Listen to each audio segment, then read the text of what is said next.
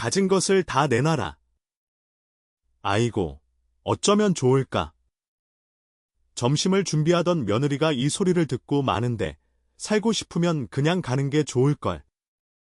웃기는 계집이군. 다음엔 누가 맞을래?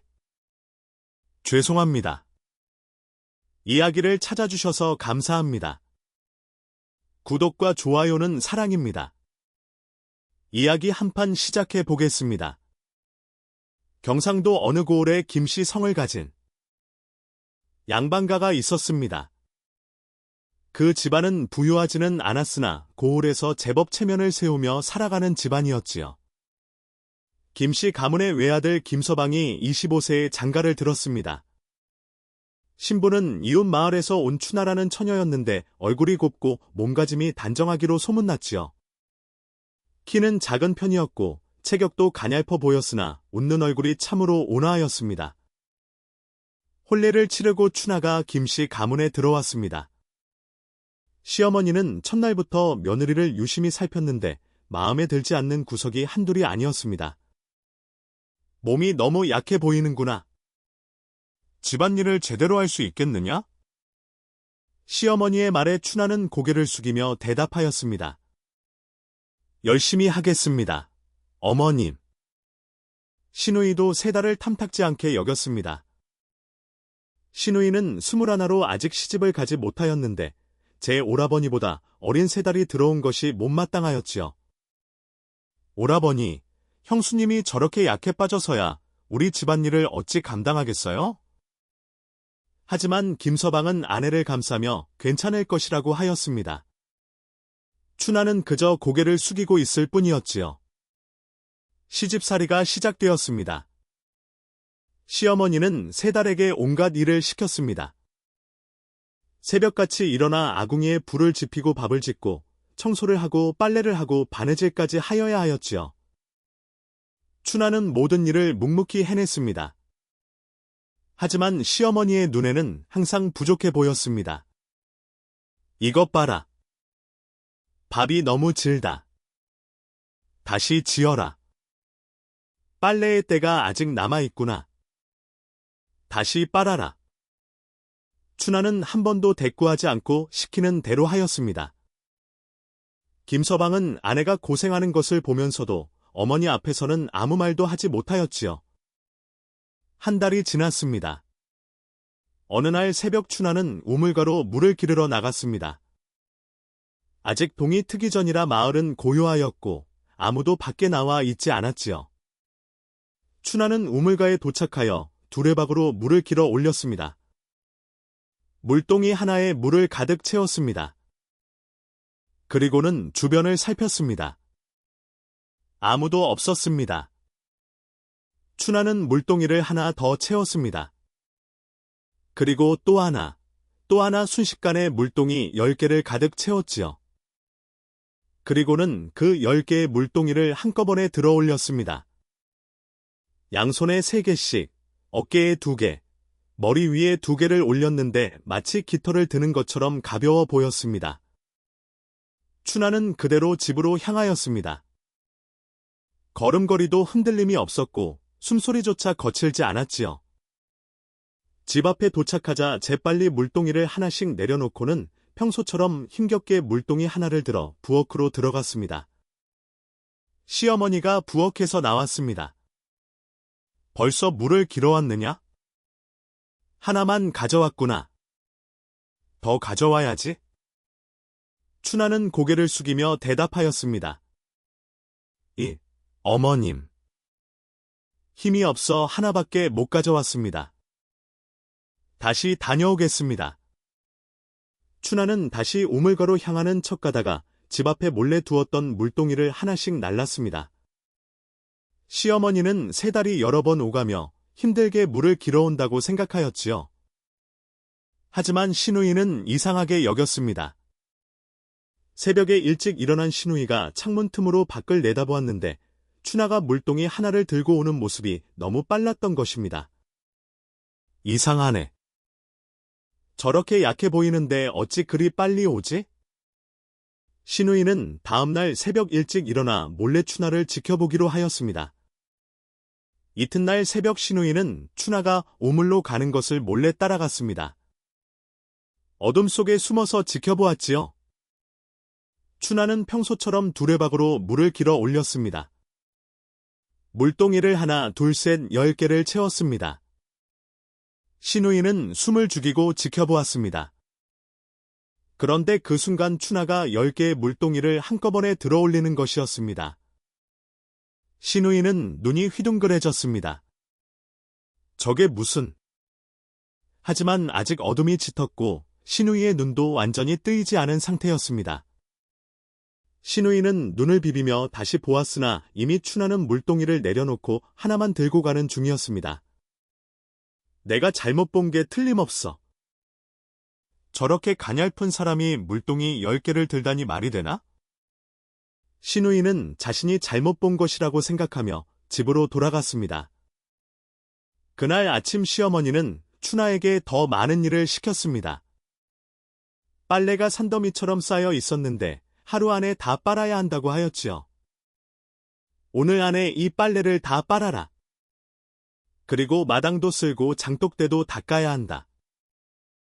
춘하는 고개를 숙이며 대답하였습니다. 어머님. 신우이가 옆에서 비웃으며 말하였습니다. 형수님, 힘드시겠어요? 저렇게 많은 빨래를 어찌 다 하시려고요? 춘하는 아무 말 없이 미소만 지었습니다. 신우이는 그 미소가 왠지 모르게 이상하게 느껴졌지요. 춘하는 빨래터로 가서 빨래를 시작하였습니다. 혼자 조용히 일하였습니다. 아무도 보지 않을 때 춘하는 빨래를 양손으로 움켜쥐고 힘차게 비틀었습니다. 보통 사람 같으면 두 손으로도 힘겹게 짜야 할 빨래를 춘하는 한 손으로도 가볍게 짜냈지요. 그렇게 순식간에 빨래를 다 끝내고 집으로 돌아왔습니다. 시어머니는 깜짝 놀랐습니다. 벌써 다 했느냐?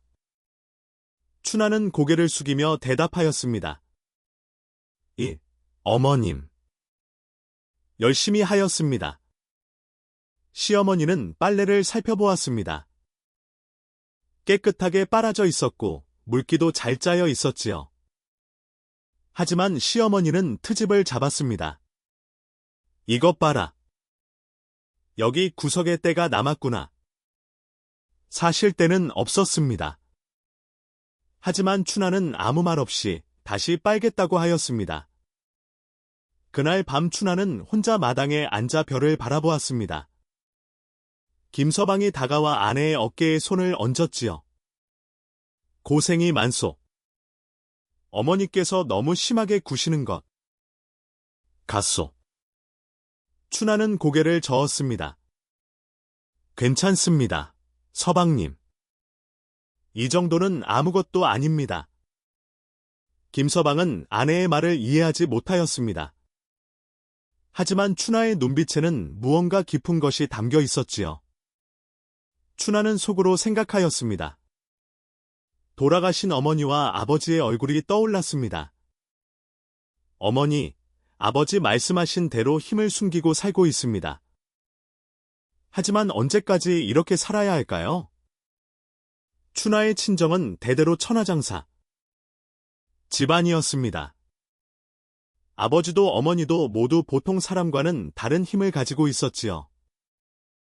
춘하도 어릴 때부터 그 힘을 물려받았습니다. 하지만 부모님은 춘하에게 당부하였습니다. 절대 힘을 자랑하지 말라고, 평범하게 살라고 말입니다. 힘이 세다는 것이 알려지면 온갖 일에 휘말리고 편히 살 수 없다는 것이었지요. 춘하는 부모님의 유언을 지키기 위해 시집와서도 힘을 숨기고 있었습니다. 하지만 가끔은 너무 답답하였습니다. 보름이 지났습니다. 춘하의 시집살이는 날이 갈수록 힘들어졌습니다. 시어머니는 온갖 트집을 잡았고 신우이도 틈만 나면 세 달을 구박하였지요. 어느 날 시어머니가 춘하를 불렀습니다. 춘하야, 오늘 나와 함께 장에 가자꾸나. 춘하는 고개를 숙이며 대답하였습니다. 어머님. 장터는 집에서 한 시즌 정도 걸어가야 하는 곳에 있었습니다. 시어머니와 춘하는 함께 길을 걸었는데 시어머니는 계속 잔소리를 하였습니다. 너는 걸음이 너무 느리구나. 빨리 걷지 못하겠느냐? 춘하는 사실 시어머니의 걸음에 맞추느라 일부러 천천히 걷고 있었습니다. 평소 춘하의 걸음은 바람처럼 빨랐으니까요. 하지만 그것을 들킬 수는 없었지요. 장터에 도착하였습니다. 장터는 사람들로 북적였고 온갖 물건을 파는 상인들의 고함 소리가 요란하였습니다. 시어머니는 이곳저곳을 둘러보며 물건을 샀습니다. 곡식, 생선, 채소 등을 사서 춘하에게 들게 하였지요. 짐은 점점 무거워졌으나 춘하는 아무렇지도 않게 들고 다녔습니다. 해가 질 무렵 시어머니와 춘하는 장터를 빠져나와 집으로 돌아가려 하였습니다. 그런데 한적한 골목에 이르렀을 때 5명의 건달이 나타났습니다. 건달들은 술에 취한 듯 비틀거리며 시어머니와 춘하 앞을 막아섰습니다. 어디 가시는 길이요, 마님?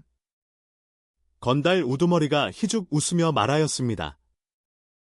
시어머니는 겁에 질려 뒤로 물러섰습니다. 비켜주시오. 우리는 그냥 집에 가는 길이요. 건달들은 웃으며 다가왔습니다. 그냥 보내드릴 수는 없지요? 통행료를 내셔야지요. 다른 건달이 시어머니가 들고 있던 보따리를 낚아챘습니다. 시어머니가 소리쳤습니다. 이게 무슨 짓이냐? 당장 돌려주어라. 하지만 건달들은 비웃기만 하였습니다. 한 건달이 시어머니를 밀쳤고 시어머니는 그만 바닥에 넘어지고 말았습니다. 춘하는 그동안 고개를 숙이고 서 있었습니다. 주먹을 꽉 쥐고 있었지요. 건달들은 춘하를 보며 웃었습니다. 저 계집은 겁이 많은가 보구만. 꿈쩍도 안 하네. 건달 하나가 춘하에게 다가와 손을 뻗었습니다. 춘하가 들고 있는 짐을 빼앗으려는 것이었지요. 그 순간 춘하가 움직였습니다. 춘하의 손이 번개처럼 빠르게 움직이더니 건달의 손목을 잡았습니다. 건달이 비명을 지르려는 순간 춘하는 가볍게 손목을 비틀었습니다. 괴악한 소리를 내며 건달은 그 자리에 무릎을 꿇었습니다. 춘하는 그를 놓아주고 다른 건달들을 바라보았습니다. 어머님께서 넘어지셨습니다. 사과하십시오. 춘하의 목소리는 차분하였으나 눈빛은 차가웠습니다. 건달들은 순간 주춤하였으나 이내 화를 냈습니다. 이 계집이 감히 4명의 건달이 동시에 춘하에게 달려들었습니다. 하지만 춘하는 미동도 하지 않았습니다. 첫 번째 건달이 춘하의 머리채를 잡으려 하였습니다.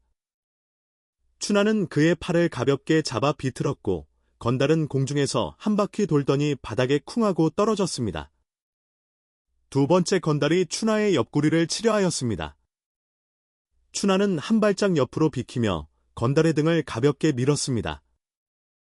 건달은 비틀거리다가 담벼락에 머리를 박았지요. 세 번째와 네 번째 건달이 동시에 달려들었습니다. 춘하는 양손으로 두 건달의 멱살을 잡더니 들어올렸습니다. 두 건달의 발이 땅에서 떨어졌고 춘하는 그들을 가볍게 집어던졌습니다. 건달들은 바닥에 나뒹굴며 신음하였습니다. 처음 손목을 잡혔던 건달은 겁에 질려 도망가려 하였으나 춘하가 그의 옷깃을 잡았습니다. 어머님께 사과하십시오. 춘하의 목소리는 여전히 차분하였으나 힘이 있었습니다. 건달은 떨리는 목소리로 시어머니에게 사과하였습니다. 죄송합니다. 춘하는 건달을 놓아주었고 건달들은 혼비백산하여 도망쳤습니다. 시어머니는 바닥에 앉아 멍하니 춘하를 바라보았습니다. 춘하는 시어머니에게 다가가 손을 내밀었습니다. 어머님, 괜찮으십니까? 시어머니는 춘하의 손을 잡고 일어났습니다. 하지만 말문이 막혀 아무 말도 하지 못하였습니다. 방금 본 광경이 믿기지 않았던 것입니다. 어찌 내가 저런 힘을? 춘하는 고개를 숙였습니다. 죄송합니다, 어머님. 숨기고 있었습니다. 시어머니는 한참을 말없이 춘하를 바라보다가 입을 열었습니다. 집에 가서 얘기하자. 두 사람은 말없이 집으로 걸어갔습니다. 시어머니는 계속 춘하를 흘끔 쳐다보았고 춘하는 고개를 숙인 채 걸었습니다. 집에 도착하자 신우이와 김서방이 나왔습니다. 시어머니의 표정이 이상한 것을 보고 신우이가 물었습니다. 어머니, 무슨 일 있으셨어요? 시어머니는 한참을 망설이다가 입을 열었습니다. 장터에서 건달들이. 시어머니는 장터에서 있었던 일을 이야기하였습니다. 신우이와 김서방은 믿을 수 없다는 표정이었습니다. 형수님이요? 건달 5명을요? 신우이는 코웃음을 쳤습니다. 하지만 시어머니는 진지한 표정이었습니다. 내 두 눈으로 똑똑히 봤다. 춘하가 그 건달들을 마치 어린아이 다루듯이. 김서방이 춘하를 바라보았습니다. 춘하는 여전히 고개를 숙이고 있었습니다. 정말이요, 춘하. 춘하는 천천히 고개를 들었습니다. 그리고 조용히 대답하였습니다. 죄송합니다. 숨기고 있었습니다. 그날 밤 김씨 집안은 술렁였습니다. 시어머니가 본 것이 정말인지 아니면 놀라서 잘못 본 것인지 집안 식구들은 혼란스러워하였지요. 신우이는 여전히 믿지 않았습니다. 어머니께서 놀라셔서 과장하신 것이라며 저렇게 가냘픈 형수님이 건달들을 이겼다는 것은 말도 안 된다고 하였습니다. 하지만 시어머니는 고개를 저었습니다. 자신이 똑똑히 봤다고. 춘하가 건달들을 들어올려 던지는 것을 두 눈으로 목격했다고 하였지요. 김서방은 아내를 바라보았습니다. 춘하는 방 한구석에 조용히 앉아 있었는데 여전히 그 얌전하고 가냘픈 모습 그대로였습니다. 춘하, 정말 그런 일이 있었소? 춘하는 고개를 끄덕이며 죄송하다고, 숨기고 있었다고 대답하였습니다.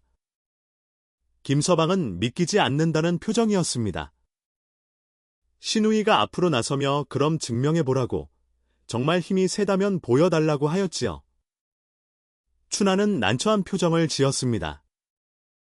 돌아가신 부모님은 힘을 함부로 드러내지 말라고 하셨는데 이제 들통이 나버린 것입니다.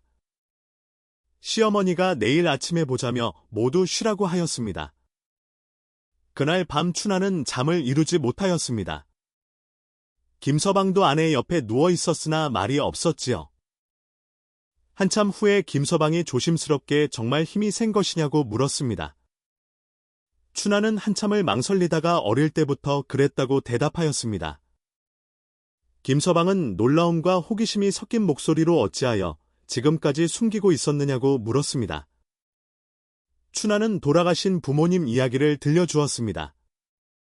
친정 부모님도 모두 힘이 셌다는 것, 하지만 그것 때문에 온갖 일에 휘말렸다는 것.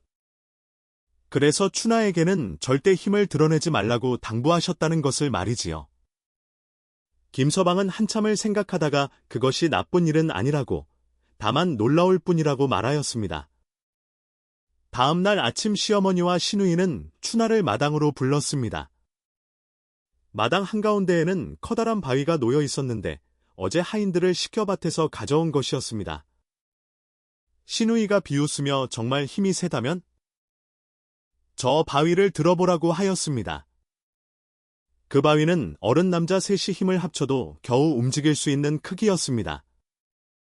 춘하는 바위를 바라보며 한숨을 쉬었습니다. 시어머니가 고개를 끄덕이며 그래야 믿을 수 있겠다고 하였습니다. 춘하는 바위 앞으로 걸어갔습니다. 그리고 허리를 숙여 바위 아래쪽을 양손으로 잡았습니다. 신우이는 팔짱을 끼고 비웃는 표정으로 지켜보았지요.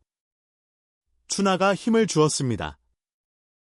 바위가 땅에서 떨어지기 시작하였습니다. 신우이의 입이 벌어졌습니다. 춘하는 바위를 가슴 높이까지 들어올렸습니다. 그리고는 머리 위로 번쩍 들어올렸지요. 마치 작은 돌멩이를 드는 것처럼 쉽게 말입니다. 시어머니와 신우이는 말문이 막혔습니다. 김서방도 마루에서 그 광경을 지켜보고 있었는데 눈이 휘둥그레졌습니다. 춘하는 바위를 다시 조심스럽게 바닥에 내려놓았습니다. 그리고 고개를 숙이며 이것으로 믿으시겠느냐고 물었습니다. 신우이는 한참을 말없이 서 있다가 도망치듯 방으로 들어가 버렸습니다. 시어머니는 춘하를 복잡한 표정으로 바라보았습니다. 시어머니가 떨리는 목소리로 너는 정말 사람이 맞느냐고 물었습니다. 춘하는 씁쓸하게 웃으며 사람이라고, 다만 조금 힘이 셀 뿐이라고 대답하였습니다. 그날부터 집안 분위기가 이상해졌습니다. 시어머니는 춘하에게 함부로 일을 시키지 못하였고 신우이는 춘하를 피하기 시작하였습니다. 김서방은 아내를 대하는 것이 어색해졌지요. 춘하는 더욱 외로워졌습니다. 힘을 숨기고 있을 때도 힘들었지만 힘을 드러낸 후에는 오히려 더 힘들었습니다. 사람들이 자신을 괴물 보듯이 하였으니까요. 열흘이 지났습니다.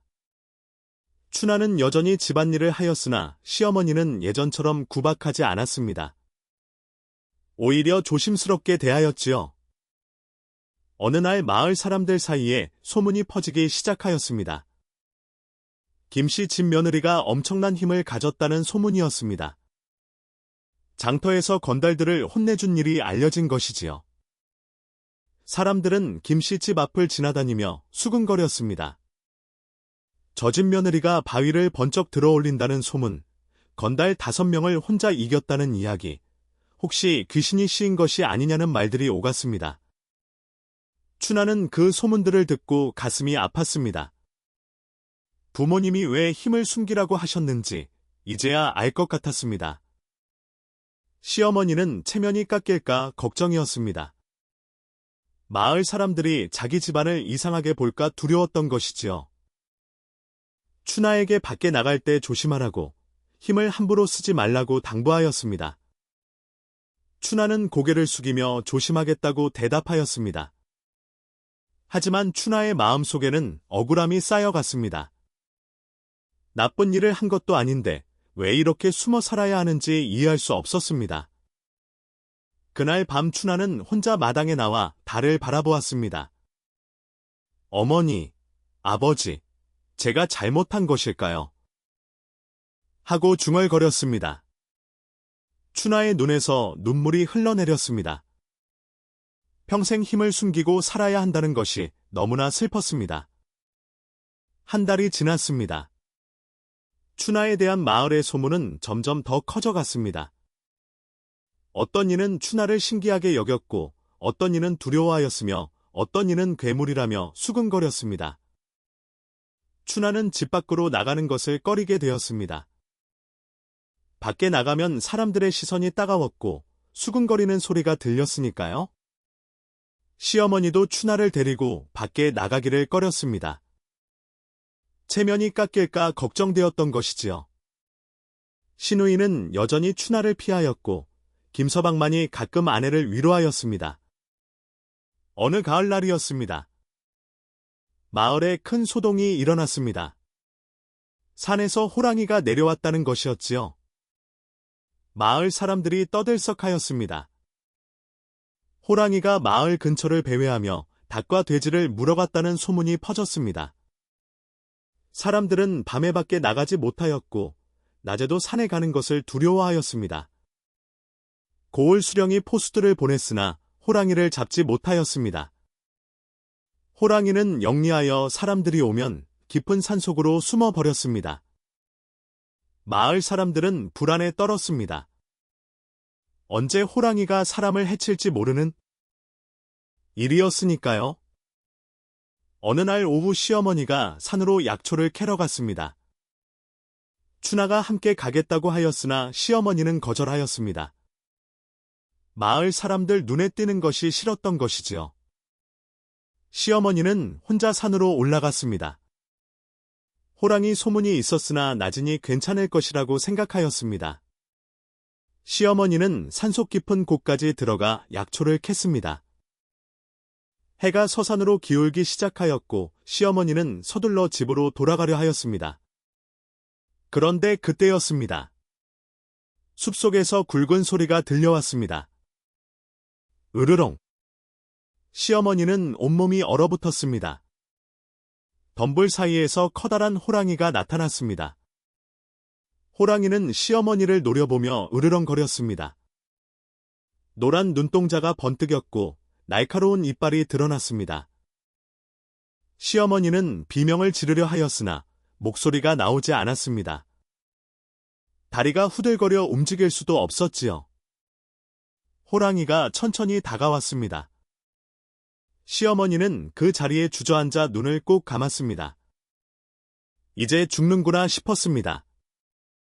바로 그때였습니다. 어디선가 바람 소리가 들리더니 누군가 시어머니 앞에 나타났습니다. 춘하였습니다. 춘하는 시어머니가 늦게까지 돌아오지 않아 걱정이 되어 산으로 올라온 것이었습니다. 마을 사람들 눈치를 보지 않고 곧장 달려왔지요. 호랑이는 춘하를 보고 으르렁거렸습니다. 춘하는 시어머니를 뒤로 밀어내고 호랑이와 마주섰습니다. 어머님, 뒤로 물러나 계십시오. 춘하의 목소리는 차분하였습니다. 시어머니는 떨리는 목소리로 도망가자 위험하다고 외쳤습니다. 하지만 춘하는 움직이지 않았습니다. 호랑이가 으르렁거리며 춘하에게 달려들었습니다. 춘하는 한 발짝도 물러서지 않았습니다. 호랑이가 앞발을 휘두르며 춘하를 내리쳤으나 춘하는 그 앞발을 두 손으로 잡아냈습니다. 호랑이는 놀라 몸부림쳤습니다.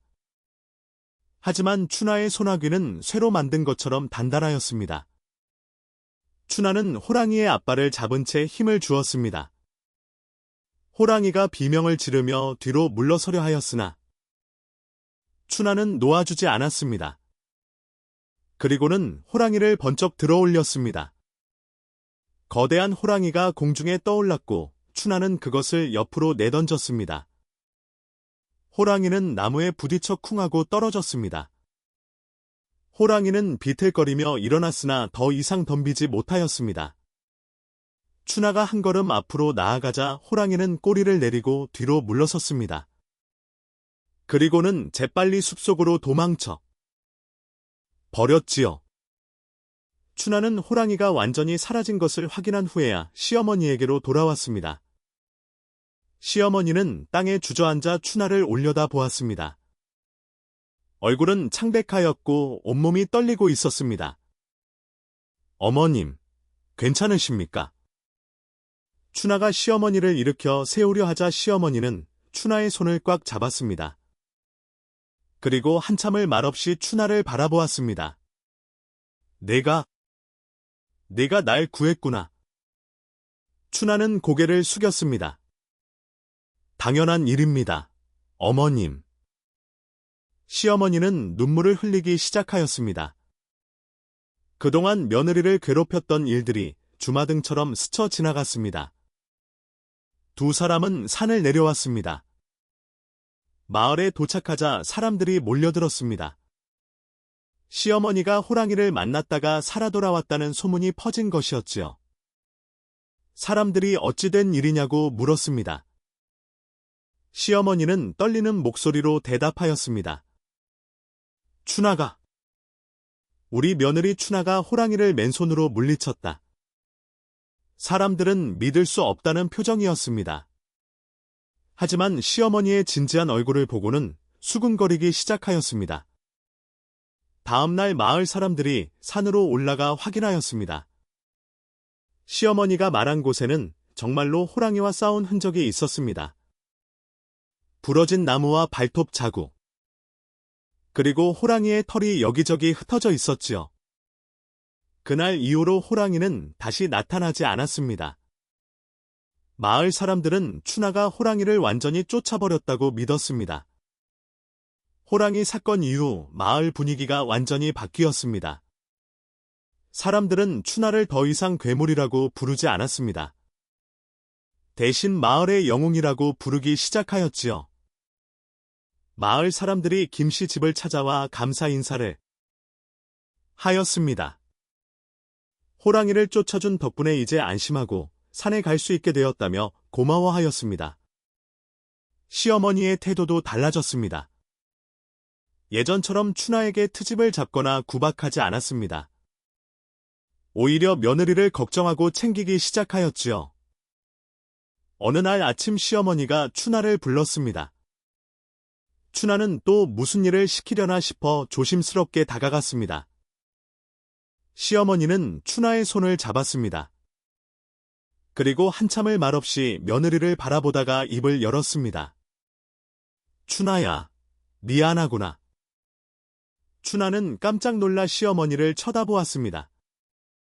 시어머니의 눈에는 눈물이 맺혀 있었습니다.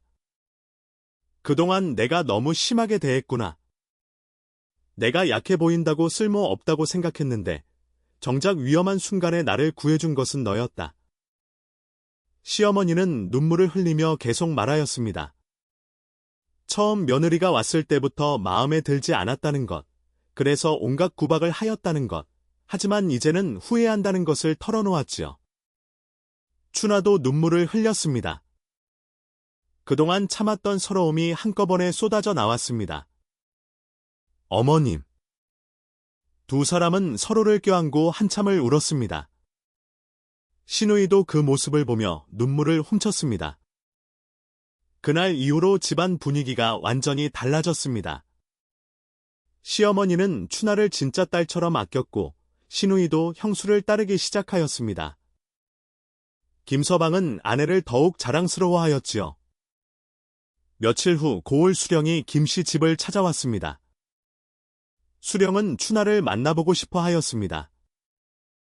춘하가 마당에 나와 수령에게 절을 올렸습니다. 수령은 춘하를 보며 감탄하였습니다. 소문으로 듣던 것보다 더 대단하시구려. 호랑이를 맨손으로 물리치다니 말이여. 수령은 춘하에게 상을 내리고 싶다고 하였습니다. 하지만 춘하는 고개를 저었습니다. 저는 다만 어머님을 구했을 뿐입니다. 상을 받을 일이 아닙니다. 수령은 춘하의 겸손함에 더욱 감탄하였습니다. 그리고 춘하에게 부탁이 하나 있다고 하였지요. 마을에 어려운 일이 생기면 도와줄 수 있겠소? 춘하는 잠시 생각하다가 고개를 끄덕였습니다. 그동안 힘을 숨기고 살았지만 이제는 그 힘으로 사람들을 도울 수 있다는 생각이 들었습니다. 도울 수 있는 일이라면 돕겠습니다. 수령은 기뻐하며 고개를 끄덕였습니다. 그리고 마을 사람들을 위해 힘써달라고 부탁하였지요. 수령이 돌아간 후 마을 사람들이 하나둘씩 춘하를 찾아오기 시작하였습니다. 어느 노인은 밭에 있는 큰 바위를 치워달라고 부탁하였습니다. 춘하는 흔쾌히 도와주었고 바위를 번쩍 들어 밭 밖으로 옮겨주었지요. 어느 안악내는 우물이 무너져서 물을 기를 수 없다고 하였습니다. 춘하는 우물가로 가서 무너진 돌들을 하나씩 드러내어 우물을 다시 고쳐주었습니다. 어느 아이는 나무 위에서 내려오지 못하고 있었습니다. 춘하는 나무를 타고 올라가 아이를 안전하게 내려오게 해주었지요. 춘하는 날마다 마을 사람들을 도왔습니다. 힘든 일, 위험한 일, 아무도 하려 하지 않는 일들을 춘하가 나서서 해결하였습니다. 마을 사람들은 춘하를 존경하고 고마워하였습니다. 처음에는 괴물이라며 두려워하던 사람들이 이제는 춘하를 보면 반갑게 인사하였지요. 시어머니는 춘하가 마을 사람들을 돕는 모습을 보며 뿌듯해하였습니다. 예전에는 며느리가 밖에 나가는 것을 꺼렸는데 이제는 오히려 자랑스러워하였습니다. 우리 며느리 춘하가 마을을 위해 애쓰고 있다오. 시어머니는 마을 사람들에게 자랑하였고 사람들은 고개를 끄덕이며 춘하를 칭찬하였습니다. 시누이도 변하였습니다. 예전에는 형수를 무시하고 피하였는데 이제는 형수를 따르며 배우려 하였습니다. 형수님. 저도 형수님처럼 강한 사람이 되고 싶어요. 춘하는 시누이에게 말하였습니다. 힘이 중요한 것이 아니라 마음이 중요하다고, 다른 사람을 도우려는 마음이 진짜 힘이라고 말이지요. 한 달이 지났습니다. 춘하는 이제 마을에서 없어서는 안 될 사람이 되었습니다. 사람들은 어려운 일이 생기면 제일 먼저 춘하를 찾았고, 춘하는 항상 기꺼이 도와주었습니다. 어느 날 저녁 춘하는 마당에 앉아 하늘을 바라보았습니다. 김서방이 옆에 와서 앉았습니다. 행복하오, 춘하. 춘하는 미소를 지으며 고개를 끄덕였습니다. 서방님. 이제야 제 힘을 제대로 쓸 수 있게 된 것 같습니다. 춘하는 생각하였습니다. 부모님께서 힘을 숨기라고 하신 것은 힘을 자랑하지 말라는 뜻이었지 힘을 쓰지 말라는 뜻은 아니었다는 것을 말입니다. 남을 해치는데 힘을 쓰는 것이 아니라 남을 돕는데 힘을 쓴다면 그것은 좋은 일이라는 것을 깨달았지요. 가을이 깊어졌습니다. 마을에는 풍년이 들었고 사람들은 추수한 곡식을 창고에 가득 쌓아두었습니다. 모두가 기뻐하며 겨울을 준비하고 있었지요. 하지만 풍년 소식은 나쁜 소문도 함께 불러왔습니다. 이웃 마을에서 도둑대가 활개를 치고 있다는 소식이 들려온 것입니다. 도둑대는 20여 명이 넘었고 밤마다 마을을 습격하여 곡식과 재물을 훔쳐갔다고 하였습니다. 고을 관아에서 포졸들을 보냈으나 도둑대를 잡지 못하였지요. 마을 사람들은 불안해하기 시작하였습니다. 혹시 도둑대가 이 마을로 올까 두려워하였습니다. 마을 이장이 사람들을 모아놓고 말하였습니다. 밤에 교대로 마을을 순찰하자고. 도둑대가 오면 큰 소리로 알리자고 하였습니다. 남자들이 나서서 밤마다 순찰을 돌기 시작하였습니다. 김서방도 순찰에 참여하였고 춘하는 집에서 걱정하며 기다렸습니다. 보름이 지났으나 도둑대는 나타나지 않았습니다. 사람들은 조금씩 긴장을 풀기 시작하였고 순찰도 소홀해졌습니다. 어느 날 밤이었습니다. 달도 없는 깜깜한 밤이었지요. 춘하는 잠을 이루지 못하고 뒤척이고 있었습니다. 왠지 불안한 기분이 들었습니다. 그때 멀리서 짖는 소리가 들려왔습니다. 한두 마리가 아니라 여러 마리가 동시에 짖어대는 소리였습니다. 춘하는 벌떡 일어나 창밖을 내다보았습니다. 말 쪽에서 희미한 불빛이 보였습니다. 횃불이었습니다. 도둑대였습니다. 춘하는 재빨리 옷을 입고 밖으로 뛰쳐나갔습니다. 김서방이 잠에서 깨어 아내를 불렀으나 춘하는 이미 사라진 뒤였습니다. 춘하는 바람처럼 빠르게 마을로 달려갔습니다. 도둑대가 마을 창고를 부수고 곡식을 훔치고 있었습니다. 마을 사람들이 나와서 막으려 하였으나 도둑들은 칼과 몽둥이로 위협하며 사람들을 내쫓았습니다. 몇몇 남자들이 맞서 싸웠으나 도둑들의 수가 너무 많았습니다.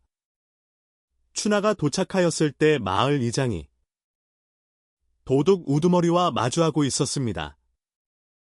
제발 곡식만은 가져가지 말아 주시오. 그것은 우리가 1년 내내 농사지어 얻은 것이요.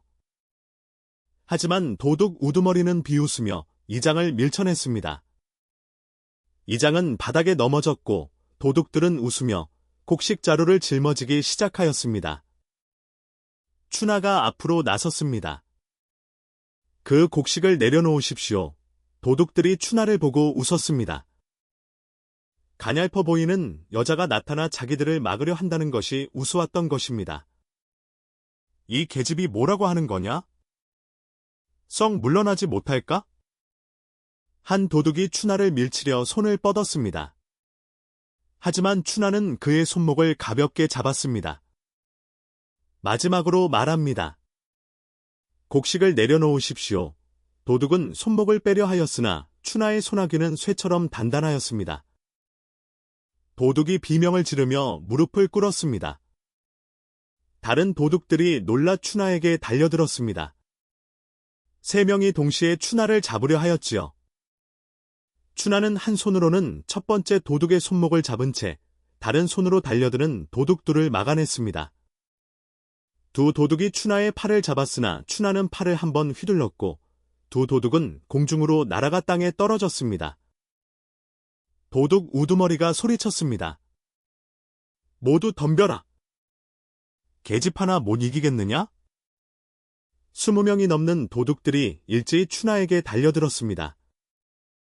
하지만 추나는 전혀 두려워하지 않았습니다.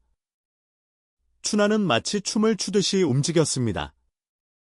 한 명이 달려들면 가볍게 밀어내고 2명이 동시에 오면 둘을 부딪히게 만들었습니다. 뒤에서 오는 도둑은 뒤돌아차기로 날려버렸고 앞에서 칼을 휘두르는 도둑은 손목을 잡아 칼을 떨어뜨리게 하였습니다. 도둑들은 속속 쓰러져 갔습니다. 어떤 이는 기절하였고 어떤 이는 다리를 절뚝이며 도망가려 하였습니다. 제대로 싸운 지도 되지 않아 20명이 넘는 도둑들이 모두 땅에 나뒹굴게 되었습니다. 추나는 숨 한 번 거칠게 쉬지 않았습니다. 도둑 우두머리만이 남아 있었습니다. 우두머리는 떨리는 다리로 서서 추나를 바라보았습니다. 넌 대체 뭐냐? 추나는 차분하게 대답하였습니다. 이 마을을 지키는 사람입니다. 우두머리는 칼을 뽑아들었으나 손이 떨려 제대로 잡지도 못하였습니다. 추나가 한 걸음 다가가자 우두머리는 칼을 떨어뜨리고 무릎을 꿇었습니다.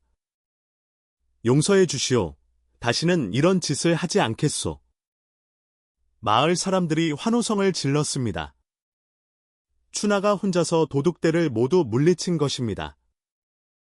마을 이장이 추나에게 다가와 깊이 절을 하였습니다. 고맙소, 추나. 당신이 아니었으면 우리 마을은 큰 피해를 입을 뻔했소. 다음 날 아침 고을 수령이 포졸들을 데리고 왔습니다. 마을 사람들이 도둑들을 모두 묶어놓고 기다리고 있었지요. 수령은 추나를 보고 깊이 감탄하였습니다.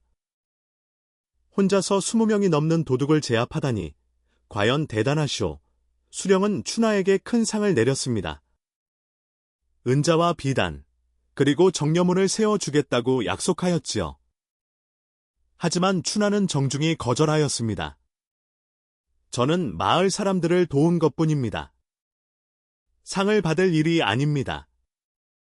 겨울이 지나고 봄이 왔습니다. 하지만 그의 봄은 평소와 달랐습니다. 비가 내리지 않았고 날씨는 계속 건조하였습니다. 농부들은 걱정하며 하늘을 바라보았습니다. 비가 내리지 않으면 모내기를 할 수 없었고 모내기를 하지 못하면 다음에 곡식을 거둘 수 없었으니까요. 한 달이 지나도록 비는 내리지 않았습니다. 우물의 물도 점점 줄어들었고 물맷바닥을 드러내기 시작하였습니다. 마을 사람들은 기우제를 지냈습니다. 재물을 차려놓고 하늘에 빌었으나 비는 내리지 않았습니다. 여름이 되었습니다. 여전히 비는 오지 않았고 땅은 쩍쩍 갈라졌습니다. 농부들이 심어놓은 모는 말라 죽어갔고 밭의 채소들도 시들어갔습니다. 마을 사람들은 절망하기 시작하였습니다. 이대로 가다가는 가을에 거둘 곡식이 하나도 없을 것 같았습니다. 추나도 걱정이 되었습니다. 시댁의 밭도 모두 말라가고 있었고 마을 사람들의 얼굴에는 근심이 가득하였습니다. 어느 날 추나는 산으로 올라갔습니다. 높은 곳에서 마을을 내려다보니 온통 누런 빛이었습니다. 초록빛이어야 할 들판이 모두 말라 있었지요.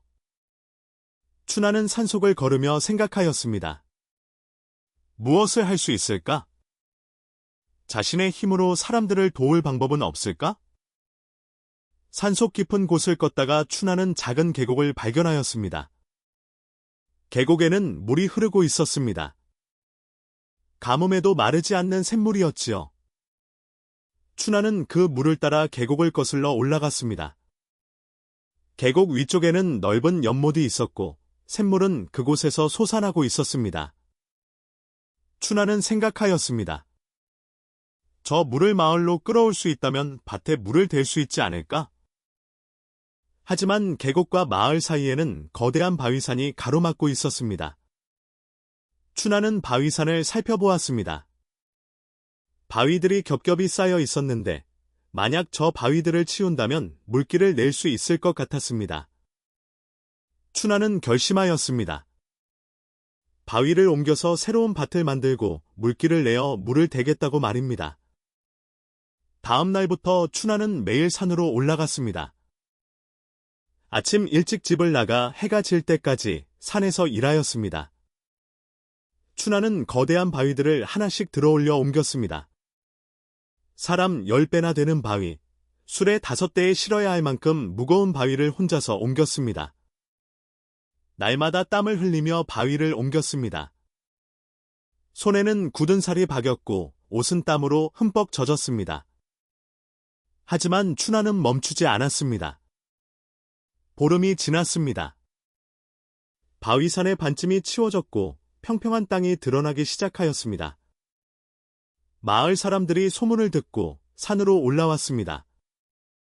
춘하가 혼자서 바위를 옮겨 새 밭을 만들고 있다는 소문이었지요.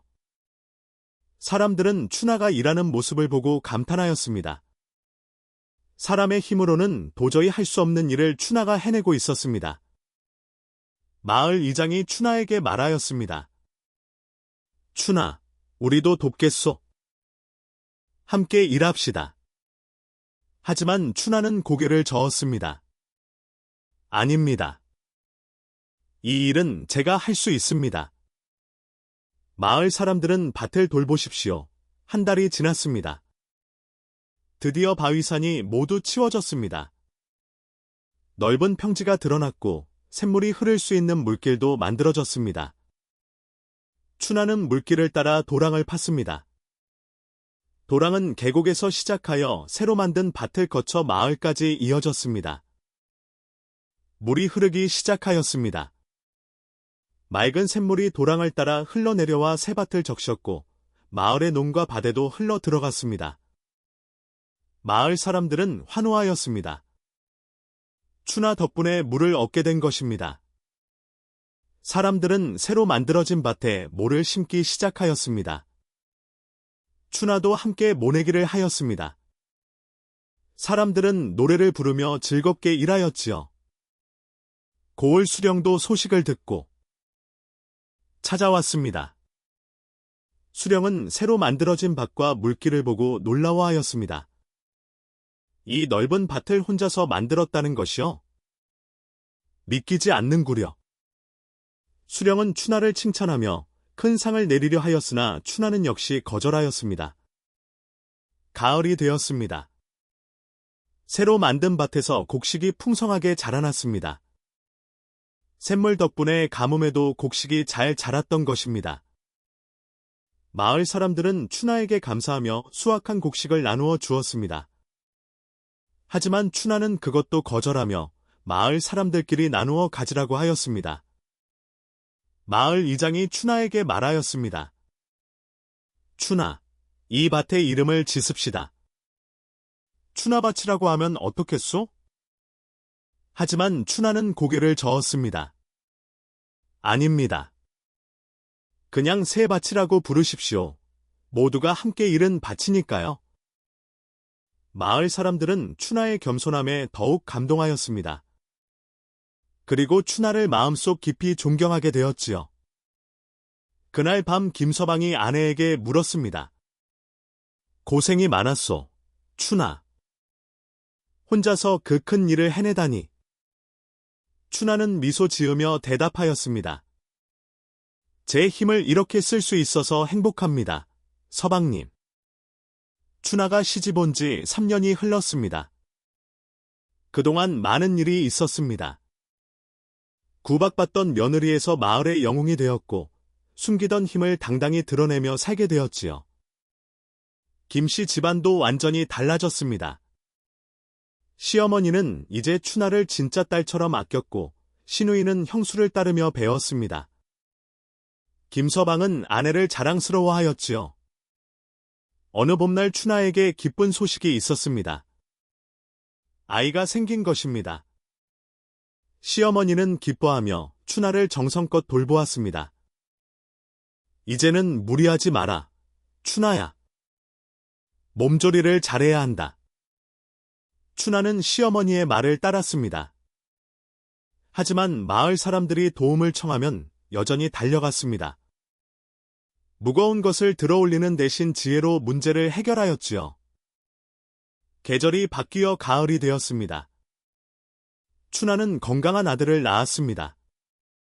마을 사람들이 모두 축하하러 왔고 고을 수령도 선물을 보내왔습니다. 시어머니는 손주를 안고 눈물을 흘렸습니다. 고맙구나, 춘하야. 우리 집안에 이런 복이 올 줄 몰랐다. 춘하도 아이를 안고 행복해하였습니다. 시집을 올 때의 그 외롭고 힘들었던 시절이 먼 옛날처럼 느껴졌습니다. 아이가 돌이 되었을 때 마을 사람들이 큰 잔치를 열어주었습니다. 모두가 음식을 가져와 함께 나누며 춘하의 아들을 축복하였습니다. 마을 이장이 춘하에게 말하였습니다. 춘하, 우리 마을이 이렇게 평화로운 것은 모두 당신 덕분이요. 고맙소. 춘하는 고개를 저었습니다. 아닙니다. 제가 마을 사람들에게 받은 것이 더 많습니다. 그날 밤 춘하는 아이를 안고 마당에 나와 별을 바라보았습니다. 김서방이 옆에 와서 함께 섰습니다. 행복하오, 춘하. 춘하는 미소 지으며 고개를 끄덕였습니다. 예. 서방님. 무척 행복합니다. 춘하는 생각하였습니다.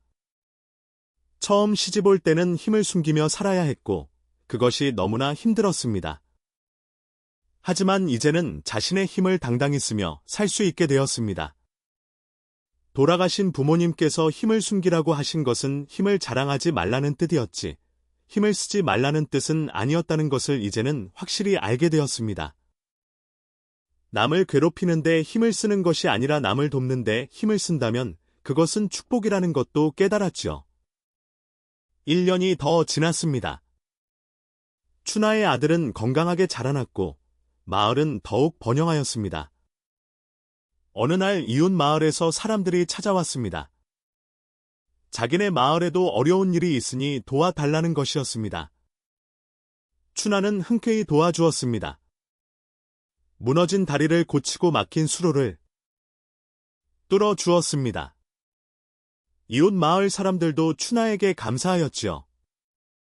춘하의 명성은 점점 더 퍼져나갔습니다. 먼 곳에서도 춘하의 이야기를 들을 수 있었습니다. 천하장사 며느리가 마을을 지킨다는 이야기, 혼자서 도둑대를 물리치고 호랑이를 쫓아낸 이야기, 산을 옮겨밭을 만든 이야기가 전설처럼 퍼져나갔습니다. 하지만 춘하는 여전히 겸손하였습니다. 사람들이 칭찬하면 고개를 숙이며 당연한 일을 했을 뿐이라고 하였습니다. 시누이도 좋은 혼처를 만나 시집을 갔습니다. 시누이는 친정에 올 때마다 형수님처럼 살고 싶다고 말하였습니다. 형수님, 저도 형수님처럼 다른 사람을 도우며 살고 싶어요. 춘하는 시누이에게 말하였습니다. 힘이 있든 없든 중요한 것은 마음이란다. 다른 사람을 생각하는 마음이 진짜 힘이지. 연년이 더 흘렀습니다. 춘하는 2 아이를 더 낳았고 김씨 집안은 화목하고 행복하였습니다. 마을에는 춘하를 기리는 비석이 세워졌습니다. 고을 수령이 직접 글을 지어 새긴 비석이었지요.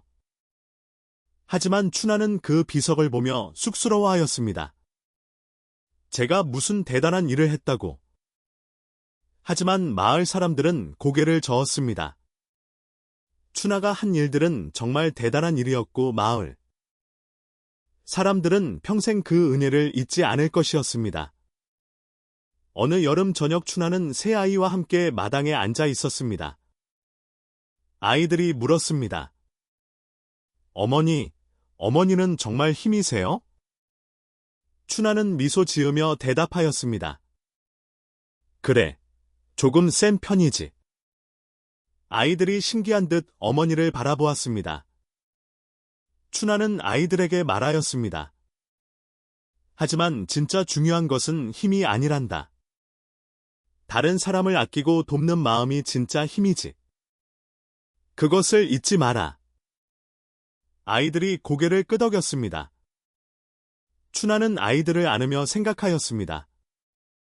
시집 올 때는 힘을 숨기며 외롭게 살았지만 이제는 당당히 자신의 모습으로 살 수 있게 되었습니다. 시댁 식구들의 사랑을 받고 마을 사람들의 존경을 받으며 무엇보다 자신이 자랑스러운 삶을 살게 되었습니다. 그날 밤 춘하는 하늘을 향해 조용히 말하였습니다. 어머니, 아버지, 이제 저는 행복합니다. 제 힘을 부끄러워하지 않고 당당히 쓰며 살고 있습니다. 별이 반짝이며 대답하는 것 같았습니다. 춘하는 미소 지으며 집 안으로 들어갔습니다. 천하장사 며느리 춘하의 이야기는 그렇게 계속되었습니다. 그리고 그 이야기는 대대로 전해져 내려가며 사람들에게 용기와 희망을 주었지요.